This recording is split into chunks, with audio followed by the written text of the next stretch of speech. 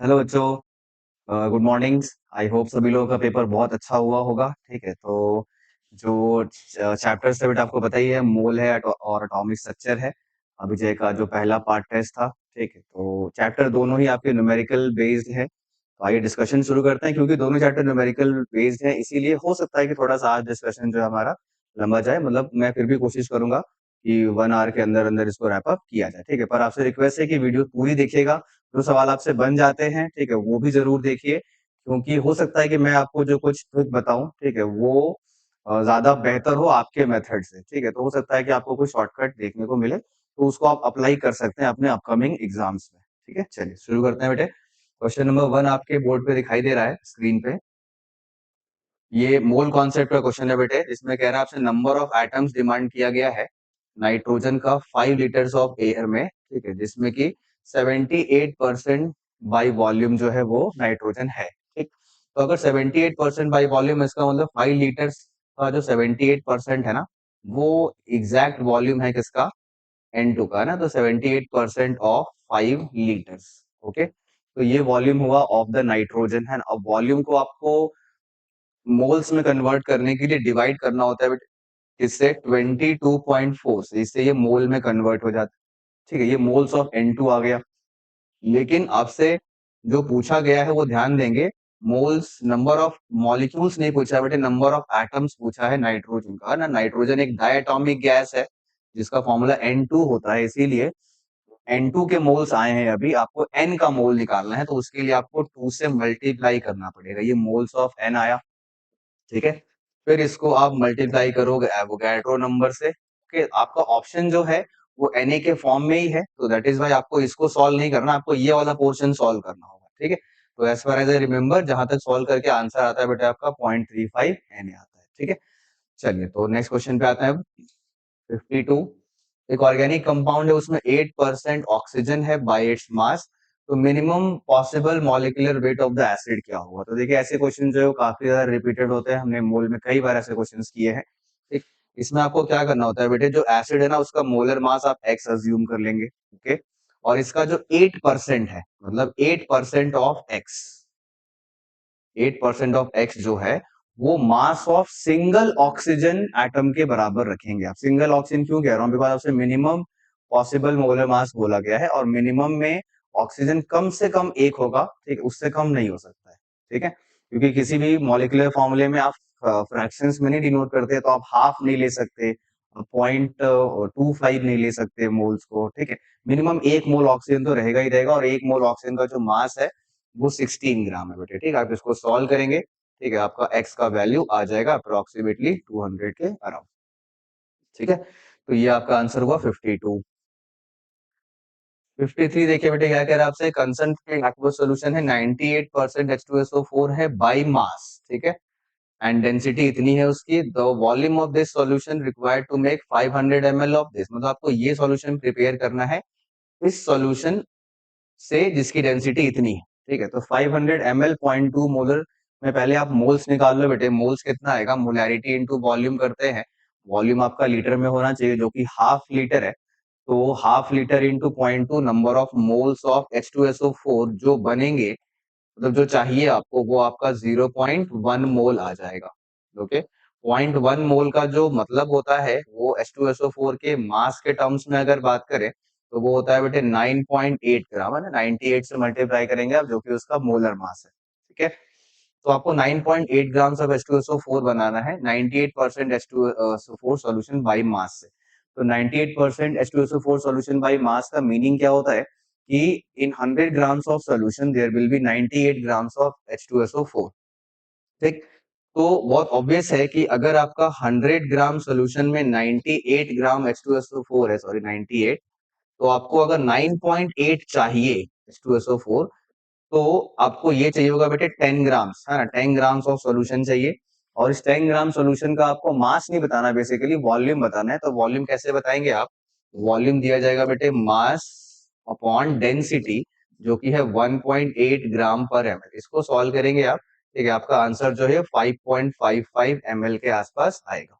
ठीक है, तो ये वो वॉल्यूम है, ठीक है, जो कि आपको चाहिए। और ये सॉल्यूशन क्रिएट करने के लिए 500 ml 0.2 मोलर H2SO4। ये थोड़ा सा लेंदी था, पर अभी तक दो क्वेश्चंस आए हैं उनमें से, है ना। क्वेश्चन नंबर 54, ये देखिए आपका आया बेटे, एक CHO है कंपाउंड जिसके अंदर CB HB और O भी है। इनका वेट आपको दे रखा है, रेशियोज, और मॉलिक्यूलर वेट भी दिया है, और मॉलिक्यूलर फॉर्मूला पूछा गया है। ठीक है, देखिए क्या करना है बेटे आपको, इसके लिए हमने इंपीरिकल फॉर्मूला निकालने का एक तरीका सीखा है। हाँ, इंपीरिकल फॉर्मूला जो है उसमें निकालने से फायदा ये होगा कि आप ऑप्शंस को देख करके कम से कम बता पाएंगे कि क्या मॉलिक्यूलर फॉर्मूला हो सकता है। तो कार्बन का जो रेट मास रेशियोज है वो 6:1:4 है। तो आप कार्बन का मास, गिवन मास मान लेंगे 6x, यहाँ पर आप मान लेंगे x, और ये क्या हो जाएगा बेटे x। ठीक, अगर आपको याद होगा तो ये नॉर्मली हम लोग परसेंटेज के फॉर्म में करते हैं, पर वेट के फॉर्म में भी करें तो आंसर सेम रहेगा ना, उससे कोई फर्क नहीं पड़ता है। मतलब क्वेश्चन जो आपने मोस्टली किए होंगे उसमें परसेंटेज दिया होता है तीनों एलिमेंट्स का, पर अगर आपको वेट भी दिया है तो सेम प्रोसेस है, कोई नया प्रोसेस नहीं है, सेम तरीके से करना। मतलब फर्स्ट स्टेप में क्या करते हैं, इनके मोलर मासेस से डिवाइड करते हैं। तो 6x divided by 12, x divided by 1, and 4x divided by 16। ठीक है, ऑक्सीजन का एटॉमिक मास, ठीक है, मोलर मास। ओके, अब फिर क्या करना होता है अगले स्टेप में, इन तीनों में जो सबसे छोटा नंबर है उससे आपको डिवाइड करना होता है। तो आप देखिए x सभी में कॉमन है, इसमें है बेटा नंबर्स के फॉर्म में 1/2, इसमें है 1, और इसमें है 1/4। तो 1/4 सबसे छोटा हुआ, मतलब ये वाला नंबर जो है वो इन तीनों में सबसे छोटा है। इसी नंबर से सभी को डिवाइड करना है, सभी तीनों टर्म्स को। तो इस नंबर को इसी से डिवाइड करेंगे तो आंसर आएगा 1।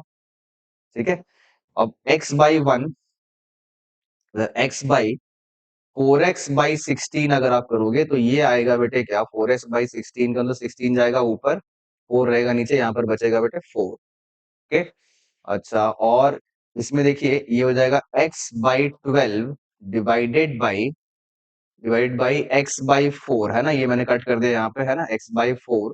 तो क्या हो जाएगा बेटे, 4 जाएगा आपका ऊपर। ठीक है, बट कुछ मिस्टेक है, ये ना 6x भी तो है बेटे यहाँ पे, है ना।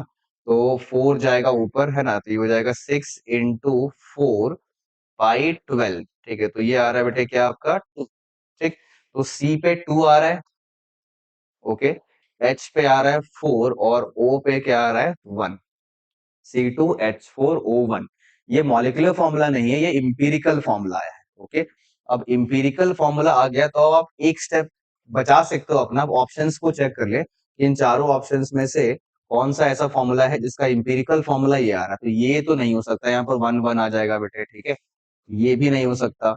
ये देखिए ये बन सकता है आपका, ये 4 है, मतलब ये 2 हो जाएगा, ये 4 हो जाएगा, और ये 1 हो जाएगा। तो 2 4 1 है ना, कट करने पे, कॉमन फैक्टर्स को कट करने पे, तो ये आपका आंसर बनेगा। ये भी नहीं हो सकता है, बिकॉज ये हो जाएगा 3, ये हो जाएगा 4, और ये 1, तो 3 4 1 भी नहीं है आंसर में, तो ये हो गया। ठीक, तो ये आपका एक शॉर्टकट हो गया जिसमें कि आपने एक स्टेप बचा लिया, इंपीरिकल फॉर्मूले से ही आपने आंसर बता दिया।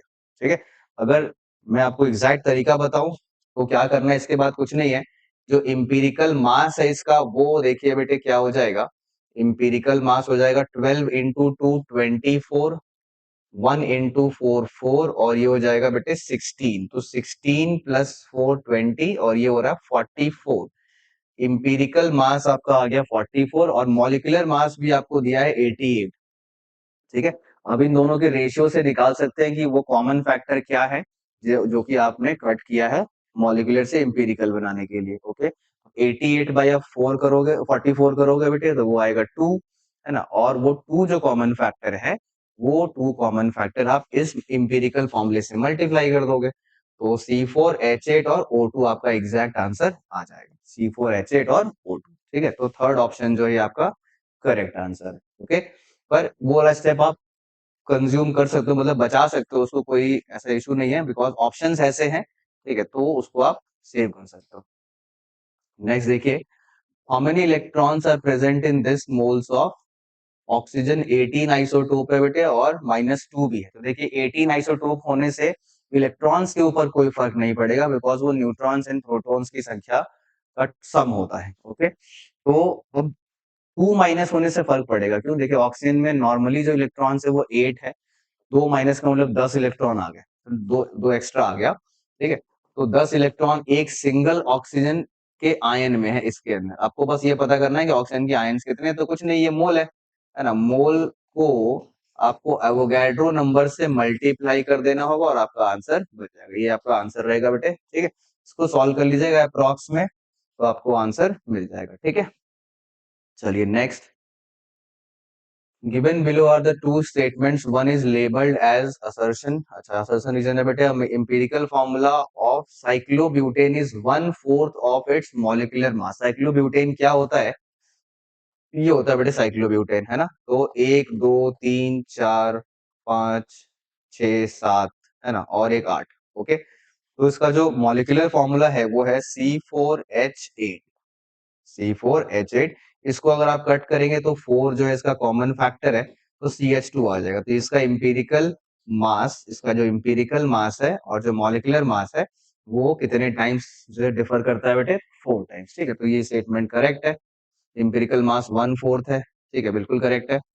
और empirical formula represent the simplest whole number ratio of the various atoms. हाँ ठीक है, ये भी करेक्ट है बेटे, ठीक है। तो दोनों ही असर्शन रीजन करेक्ट है और एक्सप्लेनेशन भी करेक्ट है। Next, how many moles of sucrose contains 1.8 moles of carbon. देखिए, है ना, इसमें क्या है कि जो सुक्रोज होता है बेटे उसका फॉर्मूला है C12H22O11।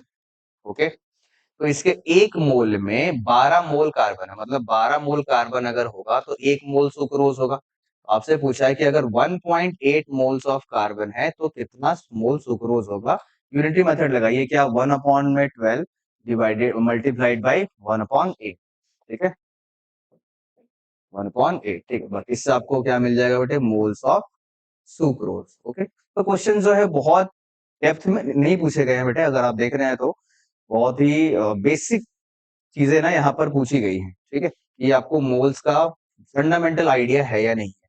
ओके, नेक्स्ट 58 पे आते हैं, मोलालिटी। हाँ, ये मोलालिटी वाला जो क्वेश्चन है, इसको करने के 2-3 तरीके होते हैं, पर मैंने आपको अपने रेगुलर क्लासेस में सिखाया है क्या कि जो मोलालिटी और मोल फ्रैक्शन है उसका ना आप एक इंपॉर्टेंट रिलेशन है वो याद करिए, बहुत जगह काम आता है, ये बहुत टाइम सेविंग होता है।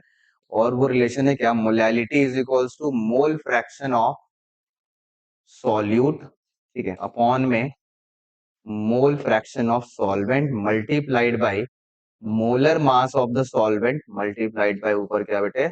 1000, ठीक है। तो ये मोलालिटी का वो रिलेशन है जो कि हम लोग यूज करेंगे अभी निकालने के लिए। ओके, तो मोलालिटी 5 दिया है और पूछा क्या है आपसे बेटे? NaCl का मोल फ्रैक्शन, मोल प्रभांश का मतलब मोल फ्रैक्शन ऑफ NaCl, मतलब सॉल्यूट जो है ना आपका NaCl है उसका मोल फ्रैक्शन आपसे पूछा गया है। ओके, तो मोलालिटी जो है वो आपका है 5, मोल फ्रैक्शन ऑफ सॉल्यूट जो है वो आपको नहीं पता है, वो x मान रहे हैं। और ऑप्शंस के हेल्प से अगर आप देखें ना तो मोल फ्रैक्शन की जो वैल्यूज है वो बड़ी कम है, ठीक है। यहाँ पर मैं एक दिमाग लगा रहा हूँ ताकि कैलकुलेशन कम रहे, ठीक है। मोल फ्रैक्शंस की वैल्यूज काफी कम है, इसका मतलब क्या होता है कि मतलब ये है कि सॉल्यूशन जो है वो काफी ज्यादा डाइल्यूटेड है, और डाइल्यूटेड कहने का मतलब क्या है? सॉल्यूट की मात्रा कम है। इसका मतलब ये हुआ कि जो मोल फ्रैक्शन ऑफ सॉल्वेंट है, ठीक है, वो वेरी क्लोज टू क्या होगा? 1, बिकॉज सॉल्यूट काफी कम है। तो वैसे भी सॉल्यूट प्लस सॉल्वेंट मिला के 1 होता है मोल फ्रैक्शन, ठीक है। तो अगर सॉल्यूट काफी कम है तो सॉल्वेंट जो है वो 1 के काफी क्लोज होगा, ठीक है। तो मैं इसको 1 माइनस एक्स ना लिख करके, 1 माइनस एक्स सॉल्यूट ना लिख करके अप्रोक्सीमेटली क्या लिखूंगा? 1, अप्रोक्सीमेटली 1, जिससे कि मेरा आंसर जो है वो थोड़ा सा अप्रोक्स में ही आएगा, ठीक है। मोलर मास जो है वो आपको सॉल्वेंट का रखना होता है बेटे, वो है 18, और मल्टीप्लाइड बाई करेंगे आप क्या? 1000। देखिए इससे आपका कैलकुलेशन जो है वो काफी इजी हो जाएगा, वो हो जाएगा 90 अपॉन में क्या बेटे? 1000। 18 5 90 और अपॉन में 1000, ठीक है। ये और ये कट करेंगे आप तो ये आ जाएगा बेटे 9 इंटू 10⁻⁻², है ना। हाँ ठीक है, 9 × 10⁻²। 9 × 10⁻² जो है उसका ऐसा कोई ऑप्शन देखिए, देखिए -2 वाले दो ऑप्शन है बेटे, और क्लोजेस्ट ये वाला देखिए 8.26 एग्जैक्ट कब आएगा? जब आप इस मोल फ्रैक्शन ऑफ सॉल्वेंट को क्या रखोगे बेटे? 1 माइनस एक्स रखोगे यहाँ पर, ठीक है। पर मैंने टाइम सेविंग के लिए जो है इसको 1 लिया है, और इससे मेरा अप्रॉक्स आंसर भी, ठीक है। चलिए, तो इस ट्रिक को आप यूज करें तो आपको फायदा होगा। नेक्स्ट, 59। 3 आइसोटोप्स दिए हैं बेटे, एवरेज एटॉमिक मास पूछा गया है आपका नेचुरली अकरिंग एलिमेंट एक्स का। तो देखिए क्या करना है, तो इन तीन आइटम्स का जो एवरेज एटॉमिक मास है उसके लिए हम लोग फॉर्मूला यूज करेंगे बेटे, क्या, percentage of one isotope multiplied by उसका मोलर मास, एंड इसको करेंगे सम, तीनों आइसोटोप के लिए सम करेंगे और डिवाइडेड बाय 100। यही फॉर्मूला होता है बेटे मोलर मास एवरेज का। ठीक है, तो पहला वाला जो एटॉमिक मास है वो है 120, उसका परसेंटेज है 60, ठीक है, plus 122 multiplied by 30, again molar mass into percentage ही कर रहे हैं, ठीक है, और प्लस अगेन मोलर मास है 119 और परसेंटेज है 10, और इन सभी को आप डिवाइड कर देंगे बेटे 100 से, ठीक है, तो इससे आपको आंसर जो है वो मिल जाएगा कहाँ पे, 120.5 के अप्रॉक्स, जहां तक मुझे याद है, आप देख लीजिएगा, ठीक है, ये आपका आंसर होता है, ठीक है, बाकी कैलकुलेशन करने से जो आएगा वो उससे आप मिला देंगे बेटे। Next 60, 4 gram H2 reacts with 16 grams of O2 to form water, then correct statement is। देखिए इसमें आपको लिमिटिंग रीजन का क्वेश्चन आया बेटे, क्या करना है, रिएक्शन लिखनी पड़ेगी जो कि क्या है, 2H2 plus O2 gives 2H2O। Okay, तो इसका जो टोटल मास यहाँ पर आप देख रहे हो बेटे वो है 4 ग्राम, है ना, 2 मोल है H2, तो 4 ग्राम H2 है, और O2 का जो मास है वो यहाँ पर 32 है, तो मतलब 4 ग्राम को 32 ग्राम चाहिए रिएक्शन के लिए, और आपके पास 4 ग्राम H2 तो है, ठीक है, पर ऑक्सीजन कम है, 16 ग्राम ही है, तो जो कम होता है उसी को आप क्या बोलते हैं बेटे, लिमिटिंग रिएजेंट बोलते हैं। ओके, तो O2 is the limiting reagent, ये आपका करेक्ट आंसर है। ओके, चलिए next, mole fraction of the glucose is this, then the molality of the solution. देखिए फिर से वही क्वेश्चन आया बेटे, मोलैलिटी और मोल फ्रैक्शन के लिए फिर वही फॉर्मूला यूज करेंगे, तो मोलैलिटी पूछा गया है, इस बार रिवर्स है, सॉल्यूट का मोल फ्रैक्शन है 0.02, सॉल्वेंट का नीचे रखेंगे आप 1 माइनस 0.02, जो कि होगा अप्रोक्सीमेटली 0.98, एग्जैक्ट 0.98, उसी को अप्रोक्सीमेटली आप क्या ले लीजिए 1, अगेन आपका कैलकुलेशन बचेगा 1, और नीचे है मोलर मास 18 और ऊपर क्या है बेटे 1000, ठीक है, तो ये हो जाएगा क्या बेटे 20 जो कि क्लियरली समझ में आ रहा है 1 पॉइंट समथिंग के आसपास आएगा, और ऐसा एक ही ऑप्शन है बेटे 1.1। ओके, तो देखा आपने कैलकुलेशन कितना सेव होता है इस फॉर्मूले से। Okay, next 62, number of helium atoms present in 40 AMU। 40 AMU का मतलब है बेटे क्या, कि आपका जो नंबर है वो कैसे आएगा, तो उसके लिए कंसेप्ट क्या लगाना है, देखिए हीलियम एटम का एक एटम का जो मास होता है वो होता है 4 AMU, एक एटम का मास 4 AMU है, ठीक है, तो 40 के लिए क्या करें, 4 से डिवाइड कर दोगे तो नंबर कैसे आ जाएगा बेटा, सिंपल है, तो है ना 40/4 क्या आ जाएगा 10, ठीक है, तो 10 एटम्स जो है ये आपका answer. Okay, 62। Next 63, according to Dalton's atomic theory atoms of an element have, अच्छा, identical properties but different masses। इसमें से करेक्ट पूछा गया है, इनकरेक्ट पूछा गया है बेटा, तो कुछ ऐसा लिखा नहीं तो करेक्ट ही बताएंगे। ओके, नहीं पूछा तो करेक्ट बताना है ना, identical properties but different mass, नहीं ये तो गलत हो गया, मास तो सेम रहता है सेम एलिमेंट का, identical mass but different properties, नहीं ये भी गलत है, प्रॉपर्टीज भी सेम रहती है, identical mass and identical properties, हाँ ये करेक्ट है बेटा। डैल्टन्स एटॉमिक थ्योरी के अकॉर्डिंग अगर कोई एलिमेंट है उसका मास भी सेम रहेगा और उसकी प्रॉपर्टी भी सेम है, जैसे गोल्ड है, गोल्ड के हर एक एटम का मास सेम है ना, और उसकी हर एक एटम का जो प्रॉपर्टी है वो भी क्या है, सेम, ठीक है, तो ये डाल्टन एटॉमिक थ्योरी बहुत बेसिक थ्योरी थी। ऑक्साइड ऑफ नाइट्रोजन कंटेन इतना percent oxygen, the empirical formula of the oxide, ये देखिए कोई भी ऑक्साइड का जनरल फॉर्मूला जो है बेटे वो क्या होगा, M2OX, जिसमें ऑक्सीजन की वैलेंसी आप 2 मान रहे हैं और मेटल की वैलेंसी आप क्या मान रहे हैं बेटे x, और वैलेंसीज क्या करते हैं हम लोग, एक्सचेंज करते हैं, इंटरचेंज करते हैं, ठीक है, इसमें आपको x निकाल देना है, बस आपका काम बन जाएगा। तो इतना परसेंट ऑक्सीजन है तो इसको हम लोग इससे कैसे निकालेंगे, तो मास ऑफ ऑक्सीजन वो हो जाएगा बेटे 16x, है ना, परसेंटेज निकाल रहे हैं ऑक्सीजन का 16x, और नीचे हो जाएगा टोटल मास, तो वो आएगा, इसका मास दिया आपको बेटे देखिए क्या अच्छा, इसका मास नहीं दे रखा है इन्होंने, ठीक है, तो इसका मास नहीं दिया है तो ठीक है, नाइट्रोजन है वो ऑप्शन से भी देख सकते हैं, ठीक है, कि आप नाइट्रोजन ही है यहाँ पर तो इसको M लिखने की भी जरूरत नहीं है, आप इसको N2OH लिख सकते थे, ठीक है, तो N2OH में आप क्या कर सकते हैं, 14 इंटू 2 28 हो जाएगा और प्लस हो जाएगा बेटे 16x multiplied by 100 is equals to 69.5, ठीक है, एक तरीका ये हो गया। दूसरा तरीका वही है आपका इंपेरिकल फॉर्मूला वाला तरीका बेटे, है ना, नाइट्रोजन और ऑक्सीजन ये दोनों बनाइए, ऑक्सीजन का परसेंटेज लिखिए 69.5, 69.5, ठीक है, और नाइट्रोजन का परसेंटेज आएगा बेटे 31.5, ठीक है, फिर वही करना है बेटे, आपको डिवाइड करना होगा किससे, इनके एटॉमिक मासेस से, जो कि 14 और 16 है, फिर उन दोनों में जो छोटा नंबर आएगा उससे आपको अगेन डिवाइड करना होगा और वहां से आपको मिल जाएगा इंपीरिकल फॉर्मूला, ठीक है, तो मेरे हिसाब से ये वाला जो तरीका ये आपको थोड़ा सा बेहतर पड़ेगा, ठीक है, आप इससे करेंगे ज्यादा सही रहेगा, बिकॉज इसमें हमने ऑप्शंस का भी यूज कर लिया, बिकॉज मेटल आपको पहले से पता है, ठीक है, चलिए नेक्स्ट, इनकरेक्ट स्टेटमेंट इनमें से कौन सा है, डाल्टन थ्योरी के according atoms of different elements combine with each other in a fixed simple ratio of to form, ये तो करेक्ट है बेटा, आपसे इनकरेक्ट पूछा है, the atoms of the different elements differ in mass, ये भी करेक्ट है ना, अलग अलग एलिमेंट्स का मास डिफर होता है, सेम एलिमेंट का मास क्या होता है, सेम होता है, ठीक है, atoms of a given element are identical in all aspect, ठीक है, ये भी करेक्ट है, atoms can be created in a chemical reaction, नहीं ये गलत है बेटा, है ना, एटम्स को क्रिएट नहीं कर सकते, ना ही डिस्ट्रॉय कर सकते हैं, ठीक है, ये डाल्टन ने ऐसा कुछ नहीं कहा था, तो इसलिए इनकरेक्ट है, okay, next, number of atoms in 5.6 litre CH4, इसमें भी वही पहला क्वेश्चन जैसा था ना 51 बेटे, वैसे ही आया कुछ कुछ ये, ठीक है, तो 5.6 को आप डिवाइड करेंगे 22.4 से, ये मोल ऑफ CH4 आएगा, लेकिन आपसे CH4 का एटम, CH4 का मॉलिक्यूल नहीं, आपसे एटम पूछा है,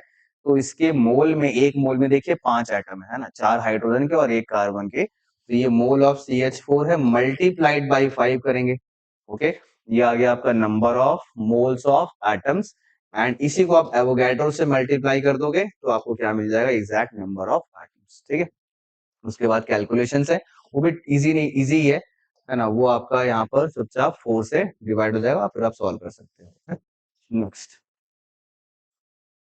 इलेक्ट्रॉन प्रेजेंट है स्फेरिकली, अभी आ गया बेटा एटॉमिक स्ट्रक्चर, है ना, अभी तक हमने 65 तक जो है वो हमने किया है, मतलब 15 क्वेश्चन अप्रोक्सीमेटली, है ना, तो यहाँ से शुरू हो रहा है बेटा, स्ट्रक्चर ऑफ एटम देखिए, spherically symmetric orbital with one radial node, radial node का फॉर्मूला होता है बेटे n-l-1, इसी को हम लोग स्फेरिकल नोड भी बोलते हैं, तो 1 चाहिए ये, है ना, तो इसके लिए ऑप्शन ही चेक करना पड़ेगा, तो देखिए ये रहा बेटे 2s, है ना, 2s में क्या है, n रखोगे 2 -0 -1 क्या वैल्यू आ जाएगी, ठीक है, तो आंसर हो जाएगा क्या बेटे आपका second 67, next 68, energy of photon having wavelength equal to 200 picometre, ये भी जो है सिंपल क्वेश्चंस में से ही काउंट होगा बेटे, क्योंकि डायरेक्ट फॉर्मूला बेस है, पर थोड़ा सा कैलकुलेशन इसमें करना पड़ेगा आपको, है ना, क्योंकि जो फॉर्मूला होता है वो होता है hc/लैम्डा, एक फोटोन की एनर्जी के लिए, इसमें आप h भी रखोगे, c भी रखोगे, और लैम्डा मैं बता देता हूँ, लैम्डा है वो है 200, और पिकोमीटर्स का मतलब होता है बेटे 10 की पावर -12, ये मीटर्स में रख दिया आपने, h की वैल्यू आपको पता है 6.6 10 टू द पावर -34, c है आपका स्पीड ऑफ लाइट, वो पूरा सॉल्व करना पड़ेगा, आपको आंसर मिल जाएगा, ओके, नेक्स्ट 69 पे आते हैं, the energy of electron in the second Bohr orbit is this, hence the energy in its fourth Bohr orbit will be, ठीक है, देखिए हाइड्रोजन एटम की सेकंड बोर ऑर्बिट की जो एनर्जी है वो -328 है, तो जो एनर्जी का फॉर्मूला होता है वो होता है बेटे क्या, -13.6 Z² बाई क्या, n², ठीक है, यूनिट्स के हिसाब से अभी इसकी जो यूनिट है यहाँ पर इलेक्ट्रॉन वोल्ट पर एटम है, पर वो अभी हमारा कंसर्न नहीं है, बिकॉज हम लोग रेशियो लेकर के क्वेश्चन को टैकल करेंगे, जिससे कि हमारा यूनिट वाला प्रॉब्लम जो है वो सॉल्व हो जाता है, ठीक है, कि जैसे आप रेशियो लेते हैं तो जो रेशियो होगा दोनों में वो कॉमन होगा, जो कॉमन कन्वर्जन फैक्टर्स होंगे वो कॉमन होंगे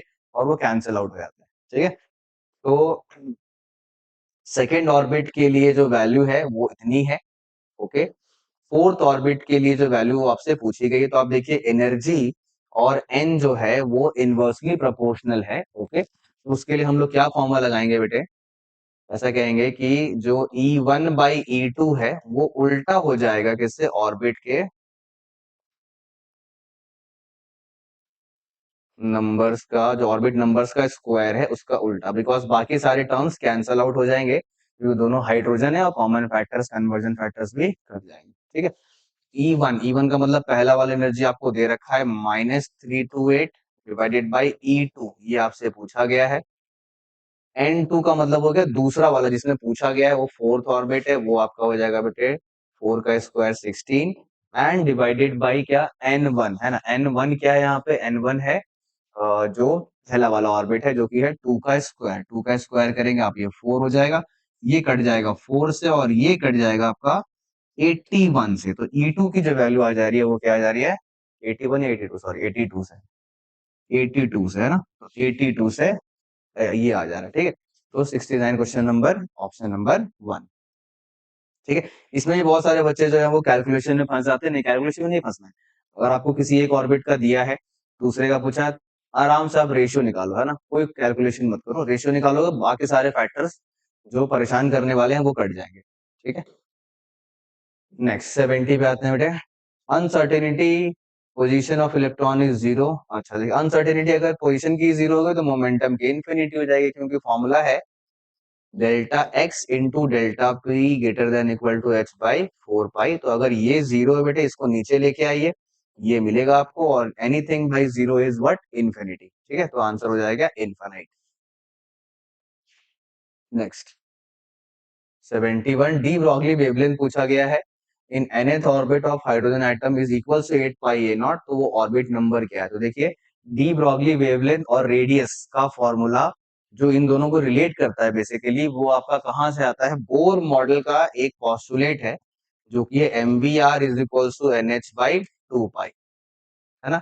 जहां पर भी डी ब्रॉगली वेवलेंथ और रेडियस का आपको रिलेशन दिखे, आप तुरंत ये यूज करिए, बहुत जल्दी आंसर आएगा। ओके, इसको थोड़ा अरेंज करेंगे तो 2 पाई को उधर ले जा रहे हैं, 2 पाई आर बाई एन नीचे आ रहा है बेटे, और ये बन जाएगा आपका एच बाई एम बी, यही आपका क्या होता है, डी ब्रॉगली वेवलेंथ होता है ना, एच बाई मोमेंटम। अब इसमें आपको पुट करना है क्या, देखिए जो रेडियस है ना, रेडियस जो है वो आप कैसे पुट करेंगे, तो रेडियस का जो फॉर्मूला होता है बेटे वो होता है ए नॉट इंटू एन स्क्वायर, है ना। ए नॉट क्या है यहाँ पे, ए नॉट है आपका radius of the first orbit, जो कि फॉर्मूला होता था क्या, 0.529 एन स्क्वायर बाई जेड। तो जेड तो आपको ऑलरेडी क्या है, 1 है।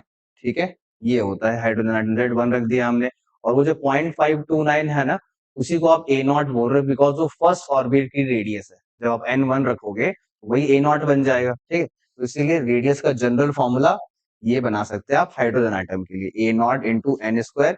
अब इसको यहाँ पर रख दीजिए, तो इससे क्या बनेगा, देखिए ये बन जाएगा आपका बेटे 2 पाई, और आर की जगह लिख देंगे आप क्या, एन स्क्वायर ए नॉट, एक एन नीचे भी है और एक एन ऊपर भी है, वो कट जाएगा, तो ऊपर बचेगा क्या, 2 पाई और N A naught is equals to, यही आपको दिया है बेटे 8 पाई, 8 पाई और क्या दिया था, ए नॉट, है ना। तो 8 पाई ए नॉट, तो ए नॉट से ए नॉट कटा, पाई से पाई कट गया बेटे। ठीक है, ये 4 से कट गया, तो इसका मतलब एन की जो वैल्यू है वो क्या आ गई आपकी 4, है ना।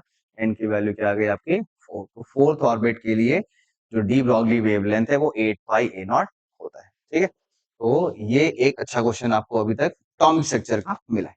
Next 72, 3D orbital having electron density in all the 3 axis. इसके लिए सिर्फ एक ही आंसर है बेटा, ऑप्शन देखने की जरूरत नहीं पड़ेगी यार, पढ़नी चाहिए आपको। वो है 3 DZ स्क्वायर, है ना, DZ स्क्वायर। DZ स्क्वायर में क्या होता है, एक लोब होता है बेटे जेड एक्सिस पे, और एक रिंग होती है, वो कौन से प्लेन में होती है, this is in X Y plane.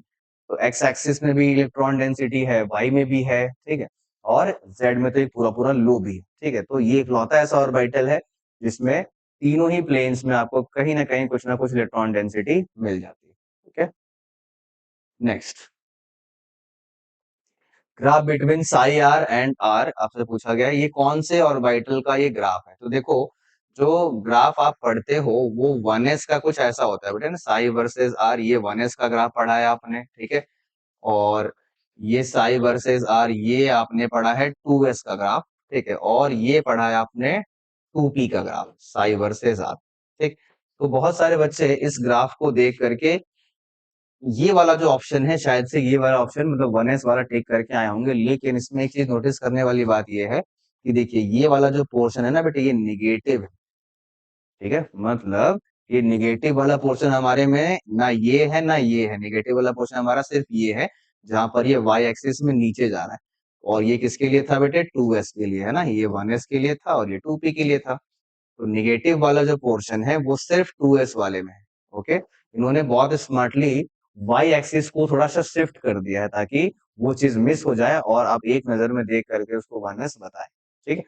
तो ये नेगेटिव वाले पोर्शन पे ध्यान देना था, और जैसे कि आंसर क्या बनेगा आपका 2s बनेगा, ओके। क्योंकि हमारा जो ये ग्राफ बनता है इसमें ये जीरो यहाँ पर रहता है, नेगेटिव नीचे होता है, ठीक है, ऊपर पॉजिटिव होता है, ठीक है। इन्होंने वाई एक्सिस को ही थोड़ा ऊपर की तरफ शिफ्ट कर दिया है, ठीक है। चलिए, तो ये एक ऐसा क्वेश्चन था जिसमें कि कुछ बच्चों ने मिस्टेक तो किया ही होगा। चलिए खैर, नेक्स्ट 74 पे आते हैं बेटे, इनमें से correct set for the unpaired electron of the fluorine atom. Fluorine atom atomic number 9 है बेटे, है ना। ये इजियर साइड पे क्वेश्चन है। तो कॉन्फ़िगरेशन इसकी हो जाती है, लास्ट लास्ट बार लिख रहा हूँ सिर्फ 2p5 होता है।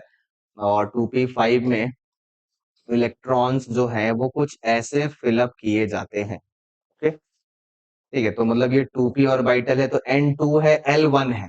और m जो है ये इसके लिए कुछ भी हो सकता है। कुछ भी का मतलब रेंज जो है उसमें -1, 0 और +1, ठीक है। ये मैंने क्लास में बताया है कि जरूरी नहीं है कि इस बॉक्स को आप -1, 0 और +1 बोले, ठीक है। जरूरी नहीं है कि यही सीक्वेंस हो, कोई भी सीक्वेंस हो सकता है। इसका मतलब जो इसकी m की वैल्यू है अनपेयर्ड का, वो +1, -1, 0 कुछ भी हो सकता है, ठीक है। तो ऑप्शंस आपको देखने हैं कि अब कैसे होंगे, ठीक है। तो देखिए ऐसा इकलौता ऑप्शन है ये, वो ये है बेटे, 2, 1 और 0, ओके।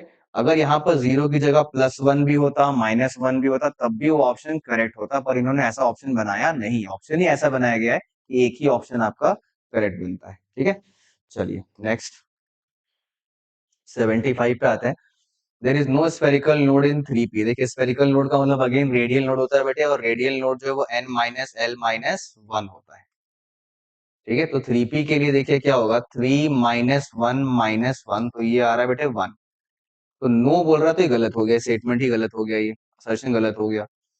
और ये करेक्ट है, हाँ मतलब पहला वाला रॉन्ग है, दूसरा वाला करेक्ट है। तो ऐसा कौन सा ऑप्शन है बेटे, A is incorrect, reason is correct, ठीक है। ये भी इजी था। साई स्क्वायर क्या डिपेंड करता है, तो थ्योरेटिकल क्वेश्चन है बेटे। साई स्क्वायर डिपेंड करता है क्या, probability density of finding electron per unit volume, ठीक है। तो ये आंसर है बेटे, ओके। साई जो है वो वेव फंक्शन करता है, साई स्क्वायर क्या करता है आपका, maximum probability density of electron, okay. Next, the ratio of the difference in energy between the second and third orbit to that between third and fourth orbit, ठीक है। सेकेंड एंड थर्ड में आपसे difference पूछा गया, तो देखिए ये तो सिंपल कैलकुलेशन बेस हो गया, आपको फॉर्मूला पहले से पता है, E3 माइनस E2। ये डिफरेंस हुआ थर्ड एंड सेकेंड ऑर्बिट का। और नीचे है क्या, थर्ड एंड फोर्थ, मतलब E4 माइनस E3, इसका आपसे वैल्यू पूछा गया है, ठीक है। फॉर्मूला पुट करेंगे बेटे, -13.6 जेड स्क्वायर वाइन स्क्वायर, सब में वही करना है। सब में ये कट जाएगा, -13.6 भी कटेगा, जेड स्क्वायर भी कटेगा, सब में एन वाला जो टर्म है वही बचता जाएगा बस, ठीक है। तो ये वाला हो जाएगा बेटे 1/9 -1/4 डिवाइडेड बाई 1/16 -1/9, ठीक है। तो ये हो रहा है आपका 5/36, और ये हो रहा है आपका 7/144, 7/144, ठीक है। बस इसको सॉल्व कर देंगे, आपको आंसर मिल जाएगा। 7 वहीं पे दिख रहा है मुझे, 7 किसी से कटेगा भी नहीं इसमें, ठीक है। तो क्या बचेगा बेटे, 20/7, है 20/7, okay. Next 78, maximum number of electrons that can be associated with the following set of quantum numbers. ये L = 2, N = 4, M = अरे देखिए भाई, जैसे M = -1 आया, मतलब एक ऑर्बिटल की बात हो गई, और एक ऑर्बिटल में हमेशा कितने इलेक्ट्रॉन जाते हैं बेटे? 2। ठीक है, तो इसलिए क्या आंसर बन जाएगा आपका? 2। ओके, जहां पर भी m आ गया मतलब एक ऑर्बिटल। ठीक, next 79. What will be the uncertainty in momentum when uncertainty in velocity and position are equal? देखिए ये थोड़ा सा कैलकुलेटिव होगा बेटे, देखते हैं इसको कैसे करेंगे। कह रहा है आपसे delta x is equals to delta v, ये होगा है ना। पोजीशन एंड वेलोसिटी का जो अनसर्टेनिटी है वो इक्वल है। जो फॉर्मूला होता है आपका हाइजेनबर्ग का वो है delta x into delta v greater than equal to h by 4 pi m। ठीक है, आपसे पूछा है मोमेंटम की अनसर्टेनिटी, तो वो कैसे निकालेंगे बेटे? आप कुछ मत करिए, ये और ये क्योंकि इक्वल है, इसको आप लिख सकते हैं क्या? डेल्टा वी का स्क्वायर, डेल्टा वी का स्क्वायर। ठीक है, और डेल्टा वी का स्क्वायर करेंगे, स्क्वायर रूट जब करेंगे आप, तो ये हो जाएगा delta V greater than equal to under root of H by 4 pi m। लेकिन आपसे अनसर्टेनिटी इन वेलोसिटी नहीं, अनसर्टेनिटी इन मोमेंटम पूछा गया है, तो दोनों तरफ आप m से मल्टीप्लाई भी करेंगे।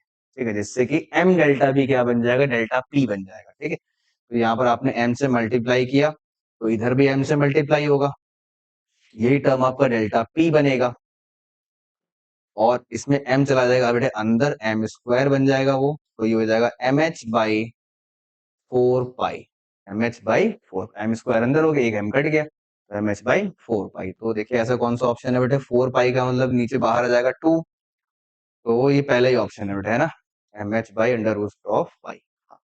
ये होगा 79। चलिए नेक्स्ट क्वेश्चन पे आते हैं।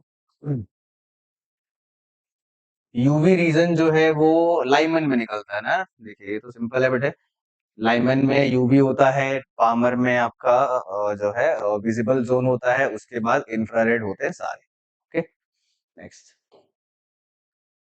इतना मास है, इतनी वेलोसिटी है, डी ब्रॉगली वेवलेंथ क्या होगा एसोसिएटेड पार्टिकल? डायरेक्ट फॉर्मूला आ गया बेटे, lambda is equals to h by M V, है ना, कैलकुलेट करेंगे सही सही आंसर आएगा। ठीक है, तो h की वैल्यू लिख देनी है। मास आपको ध्यान बताया तो मैं, मास 4 इंटू 10⁻³ रखेंगे आप, -3। ठीक है, क्योंकि आपको, अच्छा नहीं सही तो ग्राम में आया बेटा, है ना, क्योंकि मिलीग्राम दे रहे हैं। देखें यहाँ पे ध्यान से भाई, मिलीग्राम दिया, आपको मास रखना होगा केजी में। पहले आप 10⁻³ से मल्टीप्लाई किए तो वो ग्राम में आया, और उसको वापस से 1000 से डिवाइड करना पड़ेगा ताकि वो मास किस में आ जाए? केजी में आ जाए। मास आपने किलोग्राम में कर दिया एसआई यूनिट में। जो वेलोसिटी है वो 1800 किलोमीटर पर आवर है, जो कि अगेन एसआई नहीं है, वो आपको करना पड़ेगा मीटर पर सेकंड में। ठीक है, तो मीटर पर सेकंड में करने के लिए आप 5/18 से मल्टीप्लाई करोगे। ठीक है, ये हो गया 5 और नीचे क्या हो गया 18, तो ये और ये कट जाएगा बेटे, है ना, तो ये हो रहा है 500। ठीक, तो वेलोसिटी भी आ रही है 500 मीटर पर सेकेंड, मास आ रहा है आपका 4 × 10⁻⁶। बस ये दोनों वैल्यूज को आपको पुट कर देना, ये 500 यहाँ पर पुट कर देंगे, मास ये वाला पुट कर देंगे, और एच की वैल्यू रखेंगे, और आपको आंसर मिल जाएगा मीटर्स में। देखिए ऑप्शन किस में है? ऑप्शन भी मीटर्स में ही है। ठीक है, तो इस प्रकार से बस यूनिट का ही इसमें गेम था, मिलीग्राम को केजी में किया और किलोमीटर पर आवर को मीटर पर सेकंड। ठीक है, नेक्स्ट 82 पे आते हैं बेटे। ठीक है, 82 में देखिए क्या है, इनमें से कौन सा करेक्ट नहीं है, कौन सा क्वांटम नंबर पॉसिबल नहीं है। रूल्स जो है वही लगाने हैं आपको कि क्या क्या एल के लिए क्या, मतलब क्या क्या एन के लिए क्या क्या एल हो सकता है। ठीक है, तो आइए देखते हैं। ये पॉसिबल है बेटे 210, हाँ ये तो पॉसिबल है। 3 2 - नहीं, ये वाला पॉसिबल नहीं है, बिकॉज m की जो वैल्यू है वो -2 - l से लेके +l तक रहेगी। ठीक है, 401 ये तो पॉसिबल है। ठीक है, अच्छा 1 पे 2 नहीं, ये नहीं पॉसिबल है। जो l की वैल्यू है वो हमेशा 0 से लेके n-1 तक रहती है। ठीक है, 311, 311, हाँ 311 पॉसिबल है। ठीक है, तो इसमें से कौन कौन सा नहीं पॉसिबल हुआ? बी और डी, बी और डी, अच्छा कुछ छोड़ा क्या हमने? अच्छा हाँ हाँ सॉरी बेटे, सी वाला जो है ये भी नहीं पॉसिबल है। क्यों? बिकॉज एल जो है वो हो गया 0, तो एम जो है वो 1 नहीं हो सकता, वो सिर्फ और सिर्फ 0 हो सकता है। ठीक है, तो ये आपके तीन जो है ये रॉन्ग है, बी सी और डी, तो ये आपका ऑप्शन बनेगा बेटे थर्ड ऑप्शन, 82 नंबर। चलिए, तो आई होप अभी तक बहुत कुछ सही जा रहा होगा आप लोगों का, है ना। फोटोन ऑफ वेवलेंथ दिया है बेटे, फोटोन वेवलेंथ दे रखी है, kinetic energy of the ejected electron पूछा गया। ये फोटोइलेक्ट्रिक इफेक्ट है ना, फोटोइलेक्ट्रिक इफेक्ट से क्वेश्चन पूछा गया है। फोटोइलेक्ट्रिक इफेक्ट में आपने एक इक्वेशन पढ़ी है, फोटोइलेक्ट्रिक इक्वेशन बोलते हैं H mu minus H mu not is equals to kinetic energy. ठीक है, तो वही लगाएंगे बेटे, H mu minus H mu not is equals to kinetic energy. क्योंकि ये आपका इलेक्ट्रॉन वोल्ट में दिया है, ये भी हम लोग इलेक्ट्रॉन वोल्ट में ही निकाल लेते हैं, जिसके लिए फॉर्मूला पढ़ा है हमने एनर्जी का, वो होता है बेटे 1240 बाय लैम्डा नैनोमीटर्स। इसको अगर आपको नैनोमीटर में कन्वर्ट करना है 10 की पावर +9 से मल्टीप्लाई होगा, -9 से नहीं, किससे बेटे, +9 से, बिकॉज आप बड़े यूनिट को छोटे यूनिट में कर रहे हैं। ठीक है, तो ये हो जाएगा 220, तो एनर्जी आ जाएगी आपकी 1240 बाई 220। ठीक है, ये आपका इलेक्ट्रॉन वोल्ट में आ गया, ये चीज यहाँ पर पुट कर देंगे। ठीक है, 124/22, और ये है आपका बेटे कितना, एक वर्क फंक्शन 2 है। ठीक है, ये आपका काइनेटिक एनर्जी आ गया बेटे इलेक्ट्रॉन वोल्ट में, और इसको आप मल्टीप्लाई कर दीजिए जूल्स में करने के लिए 10 की पावर -19 से। ठीक है, तो ये आपका आंसर आ जाएगा जूल्स में। ठीक है, तो सॉल्व करना पड़ेगा बेटे, देख लीजिएगा। नेक्स्ट 84 पे आते हैं। इनमें से कौन सा फिनोमिना पार्टिकल नेचर को दर्शाता है? तो सिंपल स्ट्रेट फॉरवर्ड है, photo electric effect particle nature, black body radiation particle nature, diffraction interference wave nature. ठीक है, तो ये और ये तो हो गया बेटे क्या क्या, 1 एंड 2, 1 एंड 2, 1 एंड 2 ये रहा। ठीक है, नेक्स्ट 85। अब हम लोग आ गए बेटे सेक्शन बी पे। ठीक है, सेक्शन बी यहाँ से स्टार्ट हो रहा है, सेलेक्टिव क्वेश्चंस। ठीक है, पहला है correct order of energy of the 2s orbital of the given atoms is. अच्छा, इन सभी एटम्स में जो 2s ऑर्बिटल्स की एनर्जी है उनका सीक्वेंस पूछा गया है। तो एनर्जी का जो फॉर्मूला होता है वो होता है -13.6 Z square by N square. लेकिन आप बोलेंगे सर कि ये तो हम लोग सिंगल एटम के लिए लगाते हैं, सिंगल इलेक्ट्रॉन स्पीशीज के लिए, यहाँ तो नहीं है सिंगल इलेक्ट्रॉन स्पीशीज। ठीक है, तो इस फॉर्मूले में मॉडिफिकेशन कर सकते हैं बेटे, जेड की जगह हम लोग क्या डाल सकते हैं, जेड इफेक्टिव डाल सकते हैं। ठीक है, तो ये फॉर्मूला मल्टी के लिए भी अप्लाई हो जाता है, जेड इफेक्टिव की वैल्यू। ठीक है, तो देखो सिंपल सा लॉजिक है, जेड जितना ज्यादा होगा, जेड जितना ज्यादा होगा उतना ये निगेटिव में आएगी वैल्यू। ठीक है, सुनिएगा ध्यान से, है ना, जेड जितना ज्यादा होगा उतना ये निगेटिव में आएगी वैल्यू, और निगेटिव में आने का मतलब क्या है कि लोअर एनर्जी होगी। क्या होगी, लोअर एनर्जी। इन सभी में सबसे ज्यादा जेड जो है वो इसका है, जेड इफेक्टिव भी होगा ज्यादा, है ना, बिकॉज थोड़ा बहुत ही माइनस होता है ना ओरिजिनल जेड में से। ठीक है, तो ये आपका जेड इफेक्टिव सबसे ज्यादा, तो इसकी एनर्जी जो है वो सबसे कम हो जाएगी, सबसे कम। ओके, तो सबसे ज्यादा हाइड्रोजन, फिर लिथियम, फिर सोडियम, और फिर क्या बेटा, पोटेशियम। ओके, इस चीज को ध्यान में रखिएगा, तो हम लोग लगा सकते हैं जेड इफेक्टिव लिख करके वहां पे। ओके, चलिए, consider the following statements about Dalton atomic theory. Atoms of different elements differ in mass. ये तो करेक्ट है। डाल्टन एटॉमिक थ्योरी पे बेटा तीसरा सवाल है ना, काफी सारे क्वेश्चंस आ गए, तो इससे ना पढ़ के जाइएगा अच्छे से अगले टेस्ट में भी। Matter consist of indivisible atoms, ये भी करेक्ट है। Atoms are neither destroyed nor created, हाँ ये भी करेक्ट है बेटा। तो करेक्ट स्टेटमेंट हो गया ए बी सी, मतलब फोर्थ ऑप्शन जो है आपका करेक्ट आंसर है। ठीक है, नेक्स्ट 87, 2 ग्राम NaOH जो है वो मिलाया गया है 300 ml में। कंसंट्रेशन बताना है, परसेंट, देखिए परसेंटेज स्ट्रेंथ जो होता है ना बेटे, ये होता है आपका क्या, ग्राम पर लीटर, ग्राम पर लीटर। इसमें कुछ बच्चों ने कंफ्यूजन किया होगा कि ये सर ग्राम पर ml बताना है, ग्राम पर लीटर अगर मेंशन नहीं है तो एनसीईआरटी में एक्सप्रेस्ड है कि परसेंटेज स्ट्रेंथ जो है वो आपका ग्राम पर लीटर में बताना होता है। ठीक है, तो देखिए 2 ग्राम प्रेजेंट है आपका 300 ml में, 300 ml में। ठीक है, तो ग्राम पर लीटर में कैसे करेंगे बेटे, ग्राम पर लीटर में परसेंटेज स्ट्रेंथ बताना है इनको, ग्राम पर लीटर बताना है, मोल पर लीटर बताना है, ये तो क्लियर नहीं किया इन्होंने। चलिए ग्राम पर लीटर बताते हैं, देखिए तो 2 ग्राम आपका यहाँ पर है बेटे, है ना, 2 ग्राम को आप प्रेजेंट मतलब कर रहे हैं 300 ml में, तो ये हो रहा है 300, है ना, तो 2/300, और इसको लीटर में कर रहे हैं तो आपको 1000 से डिवाइड करना पड़ेगा, जो कि ऊपर मल्टीप्लाई हो जाएगा, तो ये और ये कट जाएगा, तो ये बच जाएगा क्या बेटे 20/1000। 3, 20/3, ठीक है। 20/3 जो ये आपका 6.6% के आसपास ये आता है, ठीक है। अच्छा, इन टर्म्स ऑफ परसेंटेज, लेकिन अगर इन्होंने कहीं ग्राम पर एमएल में दिया हो आंसर, ये तो गड़बड़ हो सकती है फिर। इन टर्म्स ऑफ क्योंकि इन्होंने मेंशन नहीं किया बेटा यहाँ पर कि परसेंटेज स्ट्रेंथ जो है, क्योंकि ऑप्शन भी ऐसे दे दिए ना, क्योंकि सिर्फ और सिर्फ 1 डेसिमल का फर्क पड़ेगा। अगर आप 1 लीटर में बता रहे हैं और 100 ml में बता रहे हैं, नॉर्मली 100 ml में ही बताते हैं हम लोग, ठीक है। 100 ml या फिर 1 लीटर में 1 डेसिमल का फर्क है, तो 6.66 और 0.66, ठीक है। ये दोनों ही हो सकते हैं डिपेंडिंग अपॉन कि परसेंटेज स्ट्रेंथ इन्होंने ग्राम पर लीटर में डिमांड किया या फिर ग्राम पर एमएल, ठीक है। और नहीं मेंशन हो तो ग्राम पर लीटर ही करते हैं, पर ऑप्शन भी इन्होंने ऐसा बना दिया। चलिए देखते हैं भाई, क्योंकि ये दोनों ही ऑप्शंस जो है आपके बन सकते हैं, ठीक है, क्योंकि क्वेश्चन में क्लैरिटी नहीं है। चलिए फाइनलाइज करके आंसर की आपको बताएंगे, अगर ऐसा होगा तो हम लोग दोनों को ही करेक्ट मानेंगे, ठीक है, क्योंकि मेंशन नहीं है।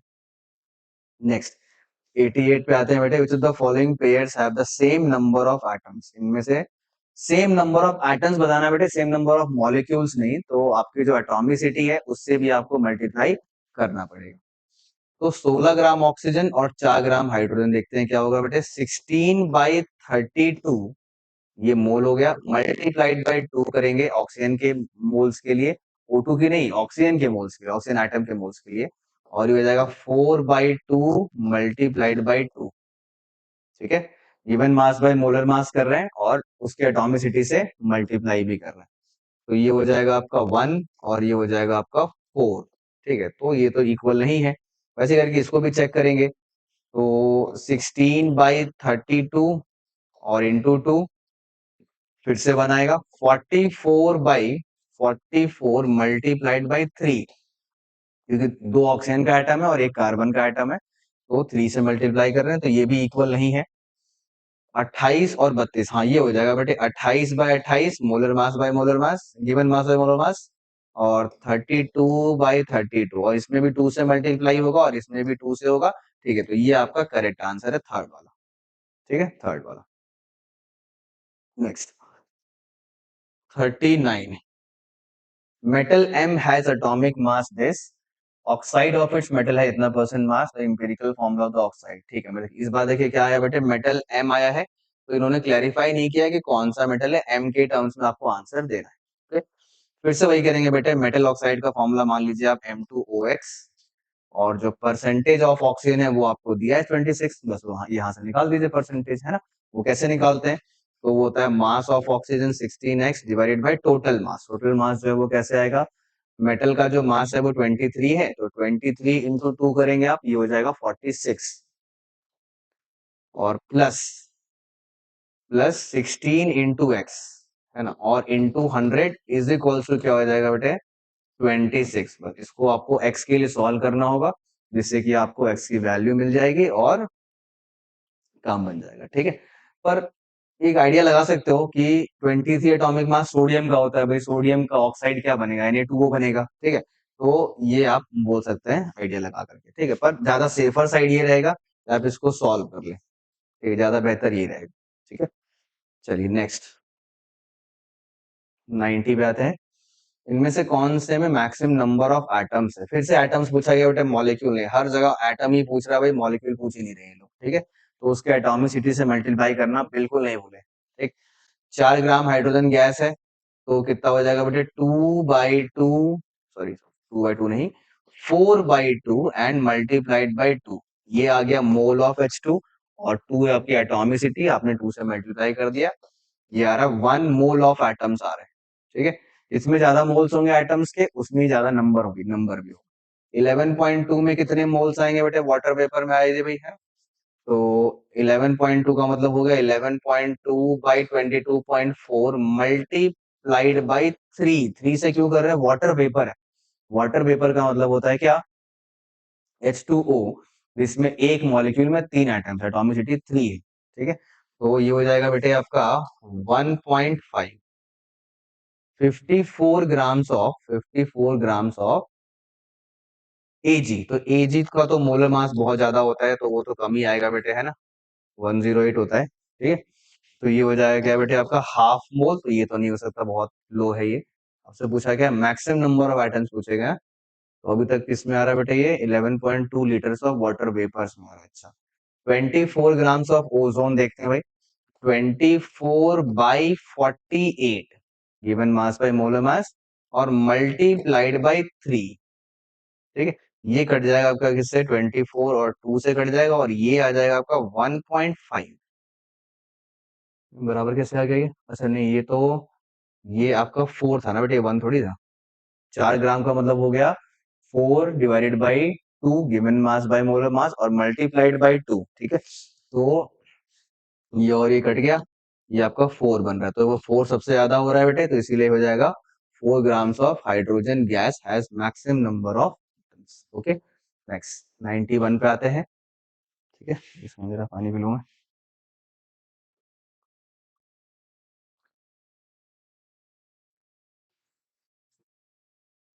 चलिए देखिए बेटा नेक्स्ट क्वेश्चन 91, इनमें से बोल रहा है करेक्ट ऑप्शन बताइए। Law of definite proportion states that A given compound always contains exactly the same proportion of elements by weight. बिल्कुल करेक्ट है भाई, लॉ ऑफ डेफिनेट प्रोपोर्शन का कहना ही है ये कि किसी भी कंपाउंड में कोई एक एलिमेंट अगर है, ठीक है, मतलब मल्टीपल एलिमेंट्स हैं, उन सभी का जो मास रेशियो है वो क्या होगा, हर कंपाउंड में मतलब सेम होगा। मतलब किसी भी तरीके से बनाइए, उस कंपाउंड में एलिमेंट्स का जो मास रेशियो आएगा वो सेम आएगा।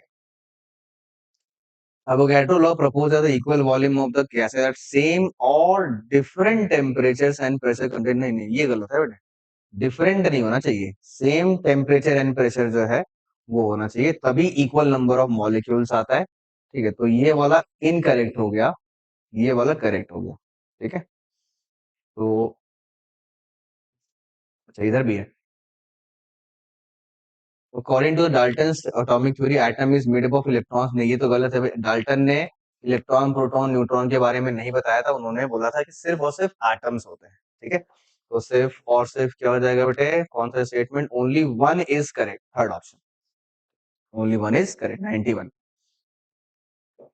92 पे आते हैं, इनमें से क्या करेक्ट है देखिए। Empirical formula of ethane is CH3, बिल्कुल करेक्ट है बेटे, C2H6 होता है, कट जाएगा 2। Empirical formula give the simplest whole number ratio of the various elements present in the, हाँ ठीक है ये भी करेक्ट है। तो दोनों ही करेक्ट है बेटा, असर्शन भी करेक्ट है और रीजन भी करेक्ट है।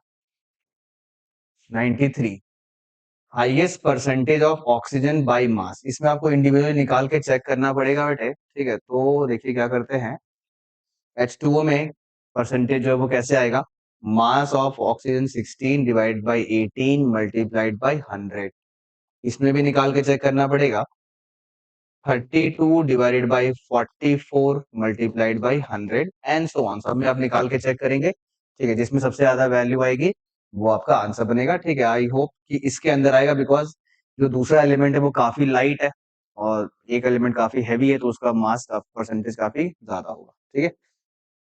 तो 93 हो गया बेटे। नेक्स्ट 94, पर जैसे मैंने प्रिडिक्शंस किए हैं, ये आप एग्जाम में मत किया करें बेटे, एग्जाम में तो निकाल के ही चेक करें, वो सेफ रहता है, ठीक है। वैसे करके आप CaCO3 का भी निकालेंगे, ठीक है, mass of that element by upon में टोटल मास, ठीक है। नेक्स्ट 94, इनमें से कौन सा स्टेटमेंट इनकरेक्ट है। Number of electrons having L equal to 2 का मतलब हो गया बेटे D ऑर्बिटल, जो कि 10 है, हाँ ठीक है, जिंक में होता है 3D10 होता है, 10 इलेक्ट्रॉन्स, बिल्कुल करेक्ट है। Number electrons having ML0, ML0 का मतलब क्या, मैग्नेटिक क्वांटम नंबर 0 आपको चाहिए, वो 8 है। नहीं ये गड़बड़ लग रहा है मुझे, देखिए, क्योंकि 1s वाले में भी M0 होता है, 2s वाले में भी M0 होता है, ठीक है। 2p में भी एक ऑर्बिटल में m क्या होता है, 0 होता है, ठीक है। तो 6 इलेक्ट्रॉन कहीं हो गए, 2 2 4 2 2 6, 3s में भी 0 होता है, ठीक है, 3p में भी 0 होता है, ठीक है। तो 8 से तो ऊपर ही चला गया ये 2 2 4 2 6 2 8 और 2 10, ठीक है। तो यही आपका इनकरेक्ट हो गया बेटे, ये आपका आंसर बन जाएगा, ठीक है, इनकरेक्ट पूछा गया है, ठीक है। बाकी ऑप्शंस क्यों चेक करने हैं ना, आप एक को अगर आपको इनकरेक्ट मिल जाता है, ठीक है, तो आप आगे बढ़ सकते हो अगर आप कॉन्फिडेंट है उस ऑप्शन को लेकर के तो। 95 consider the following statements, energy of 2s orbital of lithium is greater than that of the 2s orbital of, हाँ ये अभी हमने किया था बेटे, वही सवाल रिपीट हुआ है, ये hydrogen lithium sodium and potassium में हाइड्रोजन का जो 2s है वो सबसे ज्यादा एनर्जेटिक होगा, फिर लिथियम का, फिर सोडियम का और फिर पोटेशियम का। ठीक है, तो ये करेक्ट है। Maximum number of electrons in the shell with the principal quantum number n is equal to 2n। नहीं नहीं नहीं नहीं, ये n स्क्वायर होता है बेटे, n स्क्वायर, तो ये इनकरेक्ट हो गया। ठीक है, magnetic quantum number gives the information about the special orientation of the heart. हाँ ठीक है बेटे, स्पेशल ओरिएंटेशन ही देता है आपका, तो फर्स्ट और थर्ड तो क्या क्या हो जाएगा, A and C only, A and C. ठीक है, मैग्नेटिक क्वांटम नंबर्स ओरिएंटेशन के बारे में ही बताते हैं।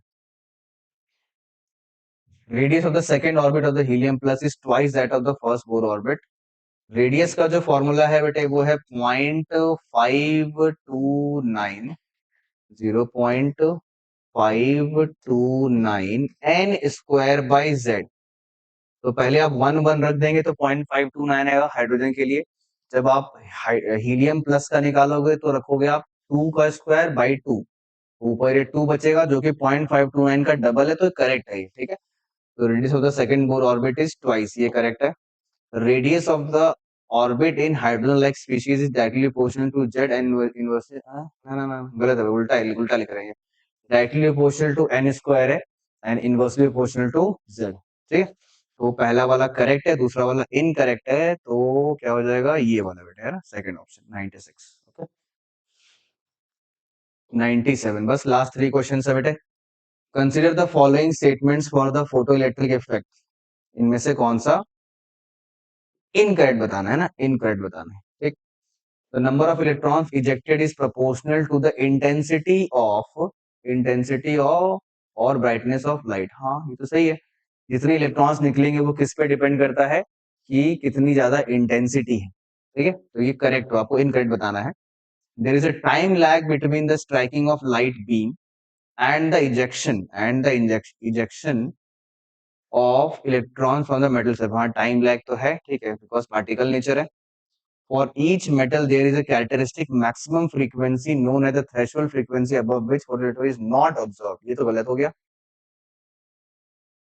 ठीक है, ये गलत हो गया बेटे, क्यों गलत हो गया कि थ्रेशोल्ड फ्रीक्वेंसी से ऊपर जाने पे जो फोटोइलेक्ट्रिक इफेक्ट है वो ऑब्जर्व होता है, वो ऑब्जर्व होता है। ठीक है, तो ये आपका नॉट ऑब्जर्व लिख रहे हैं।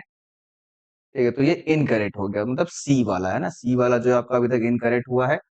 अच्छा, और ऐसा ऑप्शन नहीं बन रहा है, क्यों? The number of electrons ejected is proportional to the intensity of the brightness of light. अच्छा, अच्छा जी। हम्म, ठीक है ठीक है।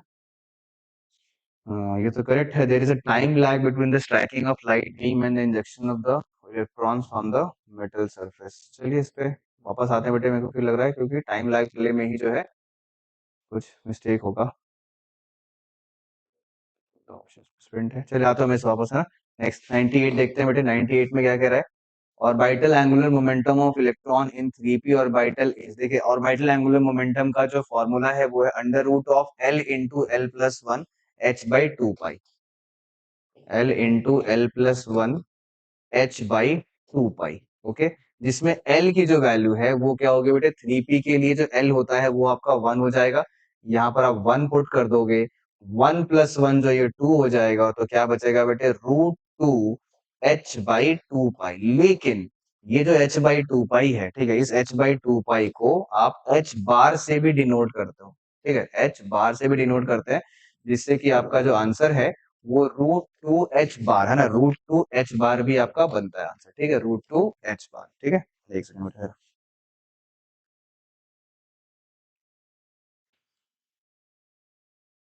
ठीक है, ये हो गया root 2 h bar. Next 99, a 54 watt bulb emits monochromatic light of the wavelength this, the rate of emission of the quanta per second। इसके लिए आप क्या करेंगे बेटे, फॉर्मूला लगाएंगे, E is equals to N